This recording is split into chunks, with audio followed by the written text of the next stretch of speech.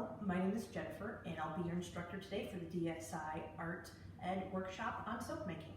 Today we are going to make a blossom soap, which is done through creating spirals and rolling those spirals, inserting them into a loaf, and then filling the loaf with multicolored soap base. So first thing we want to talk about is the soap base that we're using today.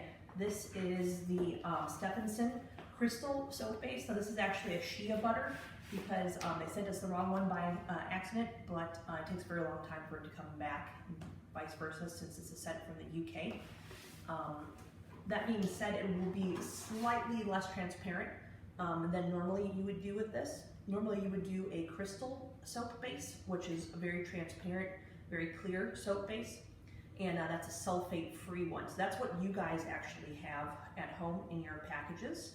Okay, and for those of you who are not participating in the workshop or simply watching, you can use whatever soap base you want for this. Just be aware that when it isn't see-through right now, it's probably not going to be see-through once it melts and then cools again. So if you're looking for transparency, you're going to want to start with a transparent soap. A little bit about melt and pour. Melt and pour soap is pre-made soap that you buy from a manufacturer, and basically what you do is you warm it up, you use it to color and to scent, and then you use that to create a design in a loaf or a mold of some kind. It's a real simple, easy soap to do, and you can use a pan, just a regular baking pan when we get to the part where I'm going to actually lay the soap out on the stainless steel. If you have any kind of large pan or medium-sized pan, that'll work just fine. Next, what we're going to do is we are going to go ahead and cut our soap. So you have a block that's probably roughly about this big, in whatever kind of shape that it rides you in. So the one that I'm going to be using here is going to be slightly bigger because I have a larger sized loaf. Okay, this is their standard loaf size. You guys have one that's about half size, since it's basically a demonstration that you're following along with. And you can see here it's pretty big, it's pretty hefty. That being said, if you go through soap very quickly, so what you want to do is you want to save any little bits and pieces in a bag like this. Okay, this is kind of like our scrap bag at the moment, and it has leftover colored soap from things that we finished up and we didn't just quite have enough to make another soap. So first thing you're going to do is go ahead and slice your soap into log-like shapes or brick-like shapes. If your soap has been sitting out, it's going to be much easier to cut. This one has been sitting out at room temperature. If you, for some weird reason, had your soap in your car when it's cold in winter, that puppy's going to be hard to get through. So you may want to let your soap become room temperature before you attach this. You're going to go ahead and put that in a Pyrex cup of some kind or a microwave-safe bowl. As you can see, my soap has been diced up. You want to make sure it doesn't go much further than the top and that there's room and chunks in between of air there so it can kind of melt down. Next, we're going to put it in the microwave for about 5 minutes, keeping an eye on it. Depending on your soap base and your manufacturer, your time may vary. You really just have to eyeball it.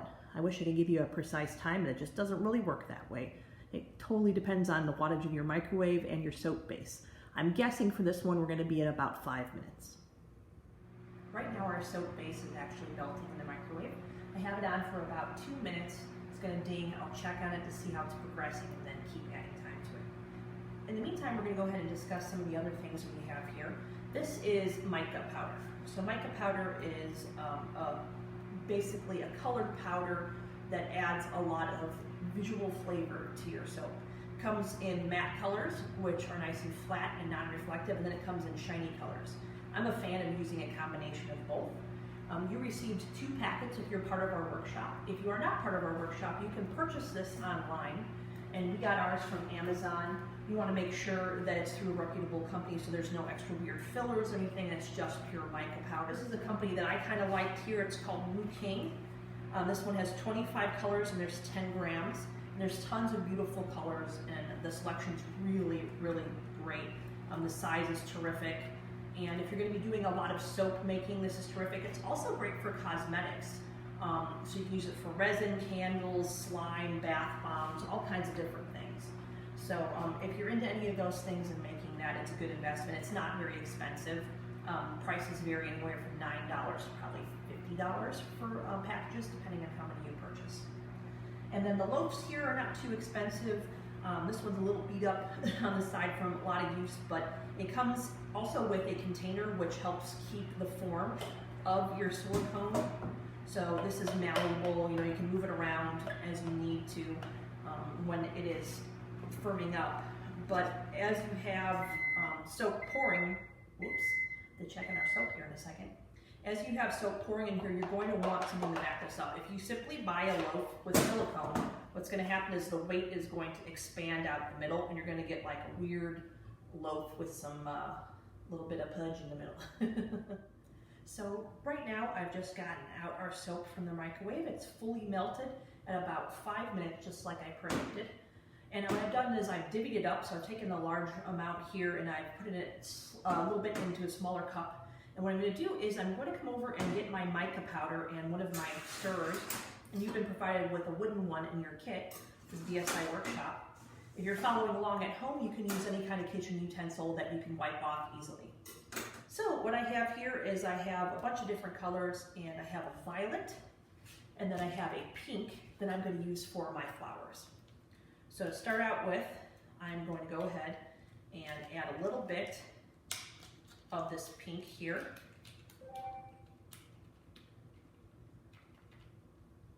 And this is a slightly metallic pinkish purple color. So I'm going ahead and I'm mixing up as well as I can to get this to color our beautiful soap here. Put down my mixer in there. And at home, with your clear base, you are not going to need a lot, but if you do not have a clear base and you have an opaque base where you cannot see through it, then you're going to need to use a lot more. Now, one way that you can kind of save on mica powder when you do this at home is you can use a little bit of food dye, and you're going to want to be very careful with that though. Don't use a ton because it is food dye. A small amount of food dye will not dye the skin, but you still just want to be careful with it. I'm going to add just a little bit of this purple. You want to thoroughly mix this to the point where you can't see any of the chunks. Make sure to go ahead and scoop the sides gently in kind of a fashion like this where you're going in a circular motion. And now with a pan that you have at home, hopefully one that is like Teflon or baking safe so that nothing sticks to it. If you have one of those, that's perfect. If not, it's okay. You're just going to have to kind of put yours in the fridge for longer. I'm going to use this stainless steel surface because we have it in our nice industrial kitchen here we've been blessed with, and also because it's just easier for you to see. So what I'm going to do here is I am going to pour this out kind of like in a row, like this, stripe after stripe, going through, and it's going to go ahead and fill up a nice portion of the stainless steel table. Now you can go ahead and add other colors in and swirl and things like that with this, but once your soap has set on a cool surface, it's going to get a skin on top, and if you disrupt that skin, it kind of adds issues. So if you're going to do multiple colors, you want to try both colors at the same time or a couple different ones, you want to pour at the same time. You can see here that it's starting to develop a bit of a wave at the top. That's perfectly natural for a shea-based soap. For your crystal base, it's going to be very smooth on top. Mine is going to be slightly rougher, but it will still do very similar things. It should be noted that the shea soap is going to be slightly more malleable than your transparent crystal base, the sulfate-free that you have at home as part of the workshop. So depending on what your goal is with your soap, you also want to think about that.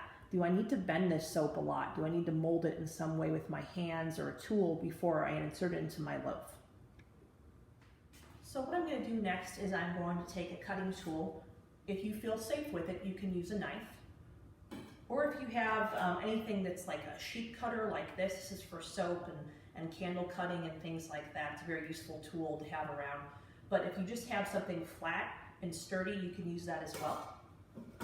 I'm going to go ahead, just for the sake of our workshop, and use a tool that you have every day. And my soap has cooled for a while now. For my shea base, actually, it only took about 3 minutes for it to cool to the point where it's warm to the touch, but it's also firm on here. And if I press into it a little bit, it's slightly indents. For you guys, it's going to take a little bit longer because yours is a little bit less malleable. So what I'm going to do is I'm going to cut off the edges here so I don't have little spikes like this. It doesn't have to be perfectly flat. You can use an edging tool like this, like I said, or you can use your knife. You start to pull up like this, and this will happen on your stainless steel pan. Go ahead and set this off to the side, as I call them cooties, or extra cooties that we have. We can save those for confetti soap, or we can remelt them and make more of this soap. Set this over here. Okay, and now what I'm going to do here is I'm going to cut this into stripes. Now you can have big, thick ones if you want. You can have thick and small, but what we're going to be doing is we're going to be rolling them, and then we're going to be sending them sideways in this loaf, so that when you cut the loaf this way, the thin, like the small way, not the long way, it's going to give you a spiral kind of design. So I'm going to go ahead and cut nice lengths of this, like this, just real gentle.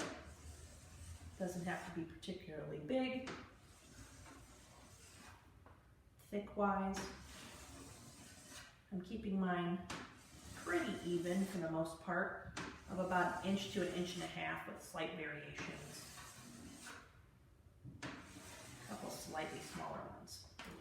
Now you can use the edge of your knife, turning it sideways and slightly at an angle. If you're young or you have issues with knives, you can ask for help with this part, and you just want to start the edge of where you're going to curl. So it's going to come right up like that. It's going to look kind of like a fruit roll-up. Don't eat it. It does not taste like a fruit roll-up. So what we're going to do here is we're going to set it down, and we're going to start to edge it in a little bit like a tube, and then very gently roll it up like so. So that you have what looks like a bit of a fruit roll-up. On one end, could be flat on one end, or a little wild like this. If you do the little bit of the wild ones, it looks actually like a very realistic rose by the time you're done. You can smush this end here, and this is how people make rose soap, but that's for another day. I'm going to set this aside, and I'm going to start to complete each section like this, prying it up slightly at an angle of about 15 degrees with your knife. You don't want to go like this, just real gentle, just to edge it up. Pulling up my fruit roll-up, starting to turn it into a gentle tube and then roll. Now, if you have trouble with your fingers with dexterity, it's okay to use your arm too. Just make sure you're nice and clean while you do this. This is very good for sculpture, okay? So you can also do things like this where you can turn it like a ribbon, like that, and do small little ribbons. All right, so I'm putting some of this extra stuff over the side here. I can grab a little bit of this, put it in here in case I need to remelt, like so. Perk it up a little bit so you can see the tube. Same thing right there. Perk it up a little bit so you can see the tube. And then I still have my soap base over here, and I'm going to do one more of these. And I will flash forward to a different color so you can see all of these gathered together. Just a little while ago, I was telling you about how I was going to show you the new color and how it's been rolled. So here you go, you can see it, okay? And what I'm doing is I'm offering you 2 ways to do this. You can do a double color, or you can do it the single color. As a starter, you might want to stick with a single color, which is how we did originally. We rolled all those up, okay? I've also unrolled them just for the moment, just so you can see the variation of what it'll look like with a double roll. So I'm going to take this color here, and I'm going to cut the edges so that we don't have the little rose end, because we're not really going for that right now, even though it's really cool. Set this aside over here.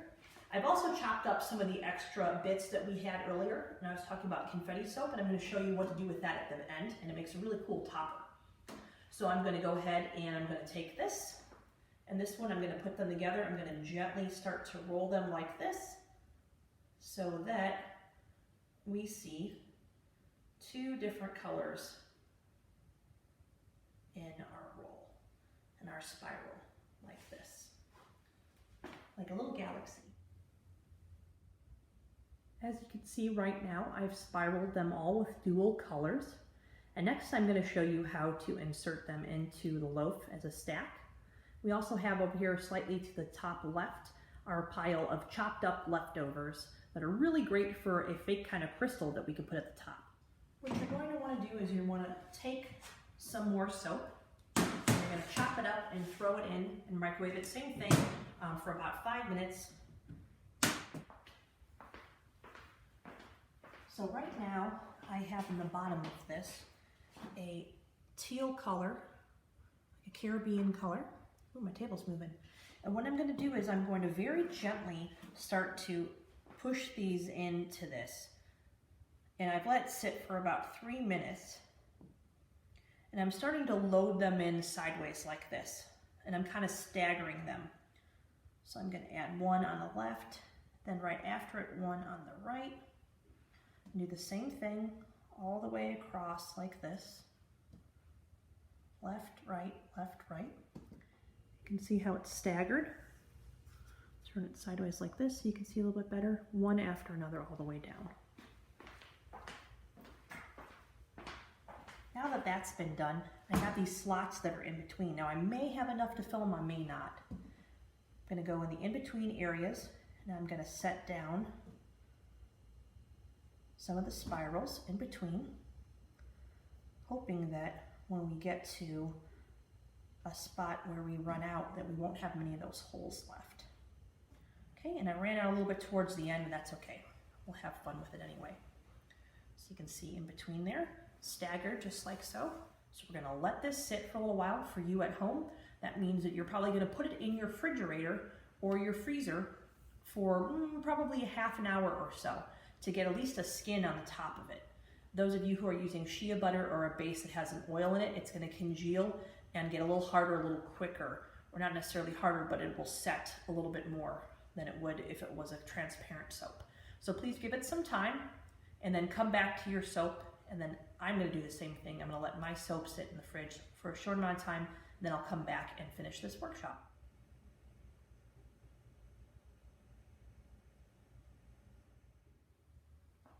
So our soap has sat for a while, and you can see that it has been cemented to the different rolls that are in there. And then the ones that fit in between are still loose right now. So that's kind of important here. Let me see that there. Turn it sideways so you can see. All right, and next what we're gonna do is we're gonna melt the remaining stuff that you have. Remember, yours is gonna be about half this size for the workshop you have at home with your metal tins, with your loaves. I'm just doing a full-size one because this is what I have here. So for this next part here, what I'm going to do is I'm going to take the chunks that I melted, which were left over, and I chopped them like I did in the first section. And I'm going to take a little bit of food dye just to show you. Just the teensiest bit of food dye can go a really long way. So I'm going to add 1, 2, 3 drops into my soap mix. Obviously, don't use this if somebody at home that you're with has an allergy. And I just want to tint this slightly so that it's more on the lighter side than the real extreme teal that was real deep below. Wanted a nice kind of lighter tealish color. And it has a little bit of leftover, the kind of greenish from earlier. So you can see it's kind of a frothy, nice blue color there. And right now, if you look and you see, it is very frothy at the top. I'm going to bring it a little bit closer so you can identify it a little bit easier. And when you have bubbles like this, that means then you need to wait a little bit when you're doing a melt and pour. Do not put this in yet because it will melt all the beautiful work that you've done so far, which sometimes looks really cool, but you know, if you already have a design you're working for, you want to be careful. So we're actually going to wait a couple of moments. I'm going to wait about 3 minutes. And this is a good time to let you know about the step after this. Once this sits, we are going to add in our chunks here that we had left over, and I added in a couple other gentle kind of colored purples that we had left over from before, just so you can really see how much you can add to it. And what we're going to do at the very end is, if you have a paintbrush of any kind at home, I'm going to show you a fun little technique. No worries if you don't have to do that part, okay? It's actually going to be using some of the mica powder that you have, and you can even use what's left in the bag if you use most of it. So hold tight, we're going to zip forward, flash forward to when this is cooled a little bit, and then we're going to go ahead and show you that. All right, so I went and got myself a paintbrush. This is kind of a droopy paintbrush. It's kind of flexy, and when you press on it, it bends a lot, that's a great paintbrush if you have one, anything like this. If you don't, that's okay too. It's not a fancy or expensive one. It's more of a cheap one. Okay, I'm mixing this up so I get the skin off the top. It is now ready to be poured into the top here. So I'm gonna slide towards you, and I'm gonna start in the middle, and I'm gonna find a spot where there's a hole. I'm gonna let it kind of fill over on this side. It's gonna kind of fill like a waterfall. I'm gonna move over a little bit, come down in this area, same thing, fill it up. Fill it all the way up as much as I can. It looks like for my loaf, I'm probably gonna have to make some more.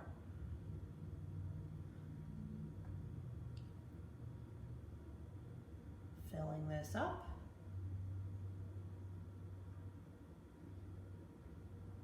That actually kind of works out nicely because it leaves me a little bit of a room for when this gets a skin on it on the top up here, for me to put a little bit more on top of this next layer and then sprinkle these guys in the top, which makes a really neat kind of look. It looks almost like crystals growing on the top. So we're gonna, boom, flash forward when this has cooled a little bit, and you just have to kind of keep an eyeball on it. A good rule of thumb is for about every inch, say about 15 minutes. So you have to stop, let it cool off. You can let it sit out here. If you're gonna let it sit out in the open, double that time. So that means 30 minutes until the next one, okay? We're not gonna do that. I'm gonna go ahead and I'm gonna fast forward, and I'm gonna go ahead and put mine in the fridge for about 15 minutes. Now, if you do that, be aware that sometimes it'll get kind of a film on it of moisture, and then that means you have to wait for that to evaporate a little bit before you put some on. But for now, we're just gonna put this in for about 15 minutes in the refrigerator, and then we'll flash forward, come back to the next step. So please do that as well. This has sat for about 15 minutes or so. It's got a nice skin on the top there, and that's really kind of what we're looking for. So what I'm gonna do is I'm gonna put just a tiny bit in this top layer here so that it seeps through. And I'm trying to put it only where the holes are right now. It'll fill through. And this is a lighter color. I'm doing kind of an ombre. Oops, got a little pop through to the bottom there. That tends to happen. It's not the end of the world. Okay, add a little bit more over here. Got a little bit more of that pop through. And pop throughs happen when it's a little warm on the top and it seeps through and kind of eats at the bottom and pulls it back up. But it's not the end of the world. It looks kind of cool. Just makes like a neat wave design. Okay, kind of still going through here. Trying to avoid just putting it right on top of those little curls there. Going through like this. Like so. Filling it up so just the little bumps are kind of left at the top. Ooh, that guy was kind of cootie. All right, and what I'm gonna do over here is I'm gonna scooch this forward a little bit. And then I'm going to actually use this to lay out here. And we'll be using this as confetti extras or remelts for later on. Let it cool down so it's more manageable. And you can always roll these too if you want to keep them like that. That's fine. So what I'm going to do here next is, while this doesn't have a real heavy skin on it yet, I am going to go ahead and start sprinkling some of this purple in there. I really want to get it pretty well covered. I want to tap these in there, and some of them will stick and some of them will not. I'm not too worried about that. A little bit will come up the top. That's fine too. You want to get right up to the edges. You're going to press on in real gentle on the top part. And like I said, only the parts that are actually touching the hotter soap underneath are going to stick. So we're going to press down a little bit. It's going to get stuck into there. And when the loaf cools, we'll kind of tap, tap, tap it, and the rest of that stuff will kind of fall off. And what we're going to be left with are these little jagged pieces that stick up in between the rolls that kind of look a little bit like crystals. So I'm going to go ahead and put this aside here so it can start to cool. I'm going to clean up my surface just a little bit. You can use a knife doing the same thing, or a spatula, a metal one on your pan if you're doing this with the pan at home. I'm putting my extra cooties over here, as I like to call them. Checking the coolness here, not quite ready yet. If I touch it, you can see, hopefully you can see, that it kind of bounces around a little bit, so that means it's not ready yet. Now what I'm going to do is I'm going to take this loaf and I'm going to put it in the fridge for about 10 to 15 minutes again. Okay, so at this point here, it has sat in the fridge for a while.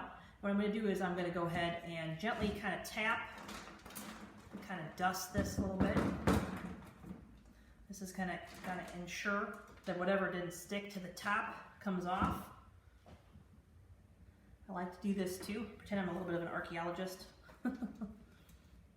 And this is optional. You don't have to do this part with the crumbles on top. You could have just filled your loaf. And we'll keep these extra little pieces here over to the side in our cootie pile.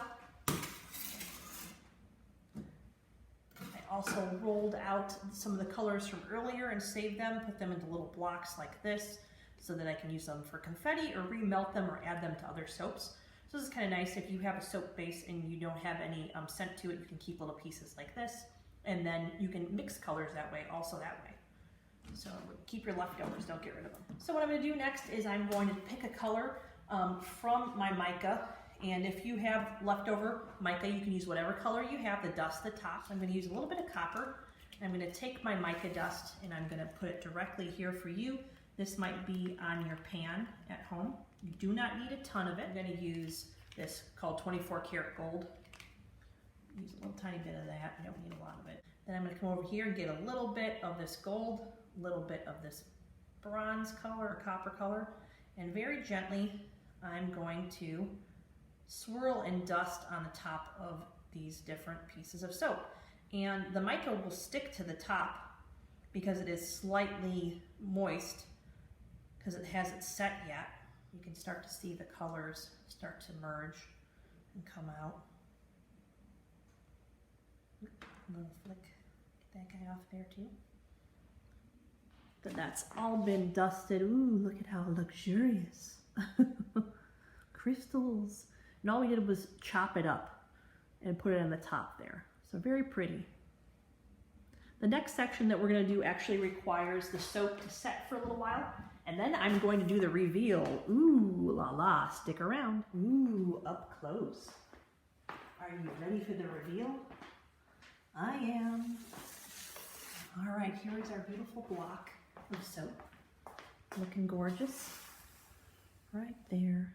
Look at it, very pretty.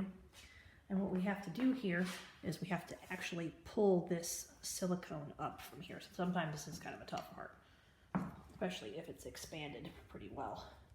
So I usually pull kind of up at one side a little bit. There we go. Almost out now.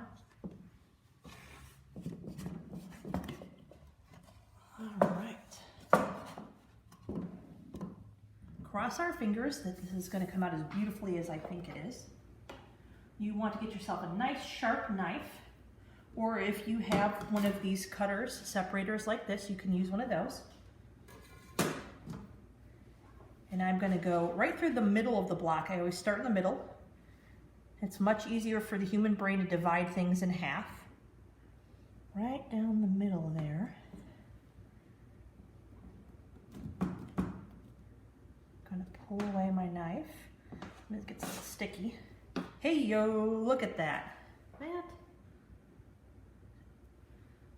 Same thing on this side, and they'll stagger slightly as we move back and forth. So I'm gonna go ahead and start cutting those. Ooh, very nice. 1, 2, 3. 1, 2, 3. 1, 2, 3. I try to keep these about an inch in thickness. 1, 2, 3. My last one's a little thicker. Thicker than a sticker. So I'm going to go ahead and lay these out so you can see them. And there you have it. That's your finished loaf of soap. Cut up, and it looks like we have 1, 2, 3, 4, 5, 6, 7, 8, 9, 10, 11, 12 pieces. Usually between 10 and 12 pieces is a really good one. There you go. If you have any questions about any of the things that we talked about today, don't forget to reach out. Information is at the end of this video. And my name is Jen. Thanks again for joining us at DSI for the Art Ed workshop, which is soap making. See you for the next one. Don't forget to sign up.